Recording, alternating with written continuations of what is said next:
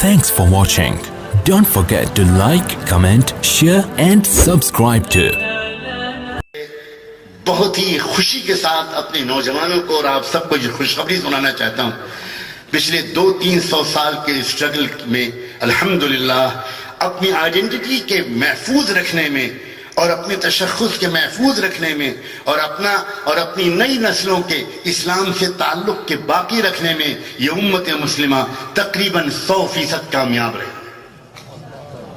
Full marks to those who are behind this success. اللہ تعالیٰ ان سب کو جزائے خیر عطا فرمائے. اور بڑی لمبی فہرست ہے اور میں نام لے کر گنانا شروع کروں گا تو یہ بھی ڈر لگے گا کہ فلاں کا نام آیا اور فلاں کا نام نہیں آیا. میں سلام بھیجتا ہوں ان سب مجددین کو، ان مصلحین کو، ان داعیوں کو، ان شعراء کو، ان ادباء کو، ان تحریکی زعماء کو، ان مفکرین کو، ان اکابر اہل اللہ کو، ان مدرسہ و خانقاہ والوں کو، ان اللہ والوں کو، جن کی سب کی ملی جلی جد و جہد کے نتیجے میں امت مسلمہ آج بھی امت مسلمہ ہے. بلکہ بقول علامہ اقبال مسلمان کو مسلمان کر دیا طوفان مغرب نے. الٹا ہو رہا ہے بالکل. جتنا زیادہ مغرب اس وقت اسلام کے خلاف زبردست قسم کے ظلم کر رہا ہے اتنا ہی زیادہ مسلمان نوجوان اپنے اسلام کی طرف واپس جا رہا ہے.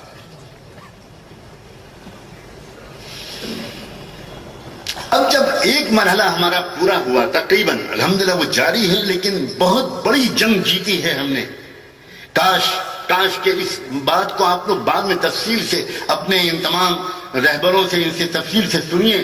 یہ جنگ جیتی ہے ہم نے.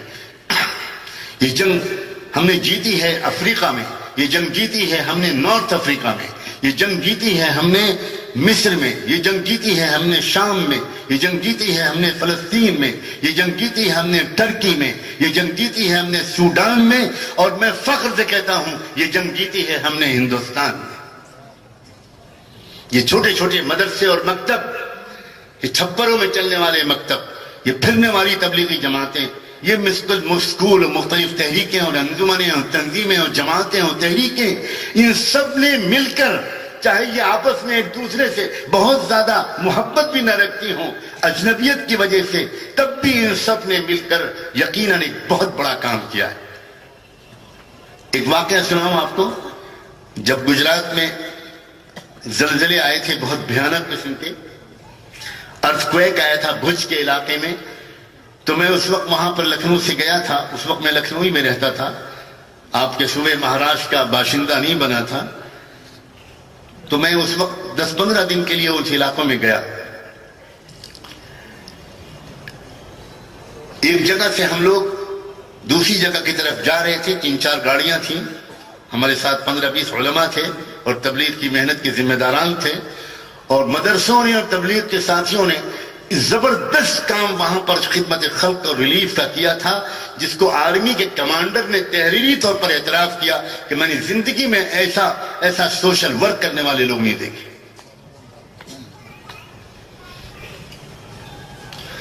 ایک جگہ سے دوسری جگہ ہم لوگ جا رہے تھے تو راستے میں ہم کو ملٹری کا کچھ لوگ ملے. ان کے بریگیڈیئر تھا، ان کے کرنل لوگ تھے اور ان کے ٹرکس تھے جو ریلیف کا سامان لے کے جا رہے تھے. تو انہوں نے روکا ہم لوگوں کو، آپس میں تعارف ہوا، کہاں جا رہے ہیں آپ لوگ، اور کسی برے مقصد سے نہیں روکا. ان کے روکنے کا مقصد یہ تھا کہ جہاں ہم لوگ جا رہے ہیں وہاں آپ نہ جائیں، وہاں جہاں ہم بھی نہیں پہنچ پا رہے ہیں وہاں آپ چلے جائیں، تاکہ کم وقت میں سب جگہ پر مدد پہنچ جائے. تو ہم لوگوں نے ان کا شکریہ ادا کیا اور ہم لوگ اپنے رخ پر روانہ ہو گئے. لیکن اچانک مجھے راستے میں دل میں ایک شدید عجیب قسم کا داعیہ پیدا ہوا اور میرے دل میں خیال آیا کہ ہمیں فلاں گاؤں ضرور جانا چاہیے.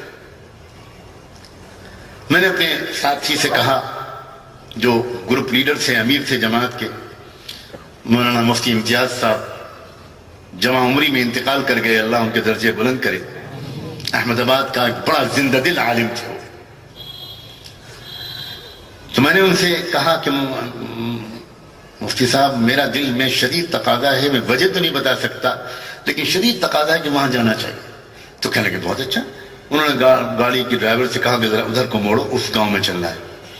تو ہمارا قافلہ وہاں پہنچا۔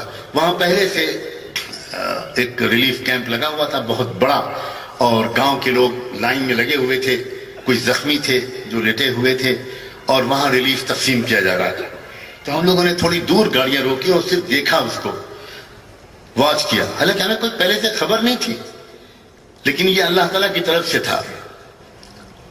لائن لگے ہوئے لوگ تھے، اور جا کر وہ اسٹیج پر جاتے اور ان کو پورا کٹ دیا جاتا، جو پورے بیگز تھے، چاول دال تیل وغیرہ جو ایسے موقع پر تقسیم ہوتا ہے۔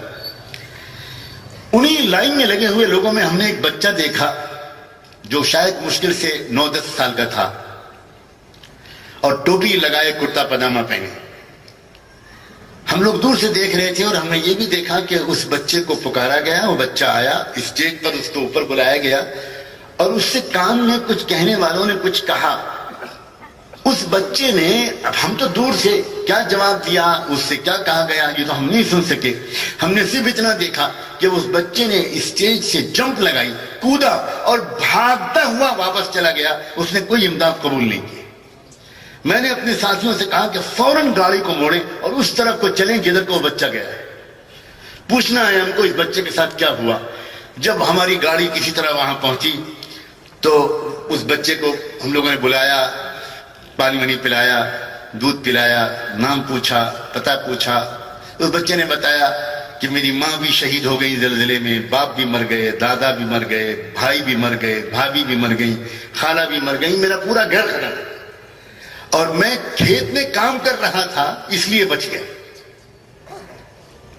تو میں نے کہا بیٹا تم ایک بات بتاؤ، ہم لوگوں نے دیکھا کہ تم کو بلایا گیا، تم اوپر گئے، اور اوپر جا کر تم نے امداد قبول نہیں کی اور تم اتر کے بھاگ آئے، تو یہ کیا ہوا؟ تم نے کچھ لیا بھی نہیں؟ کیونکہ بچہ ہم کو بتا چکا تھا کہ ہم 2-3 دن سے میرے پیٹ میں ایک لقمہ بھی نہیں گیا، اسی لیے ہم لوگوں نے پہلے سے کچھ کھلایا پلایا، پھر بعد میں بات کی۔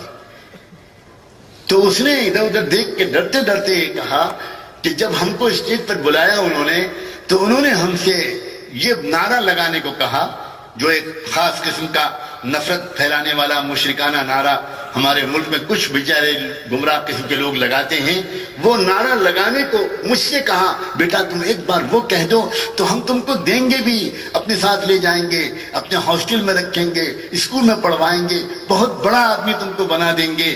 بس میں ڈر گیا یہ تو میرا ایمان چھین لیں گے، تو میں بھاگا اور بھاگ کر کہا لا الہ الا اللہ، لا الہ الا اللہ، لا الہ الا اللہ کہتا وہ بھاگا، کیونکہ میں ڈر گیا کہ میں بھوک کی وجہ سے کہیں اپنے ایمان کے سودا نہ کر۔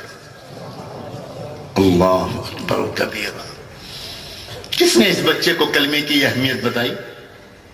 کس نے اس بچے کے دل کے اندر یہ بات ڈالی کہ بھوکے مر جانا مگر ایمان کا سودا نہ کرنا؟ سلام ہو اس ٹوٹے پھوٹے مکتب کے اس غریب حافظ و قاری پر جنہوں نے کسی چھپر کے نیچے بیٹھ کے شاید اس کو قاعدہ بغدادی پڑھایا ہوگا، شاید اس کو یسن القرآن پڑھایا ہوگا، اور اس کے دل میں ایمان کی عظمت ڈالی ہوگی۔ اس لیے میں کہہ رہا ہوں کہ بات کو مختصر کرتے ہوئے عرض کرتا ہوں کہ الحمدللہ ایک مرحلہ امت مسلمہ نے بڑی کامیابی کے ساتھ طے کیا ہے۔ لا إله إلا الله، لا إله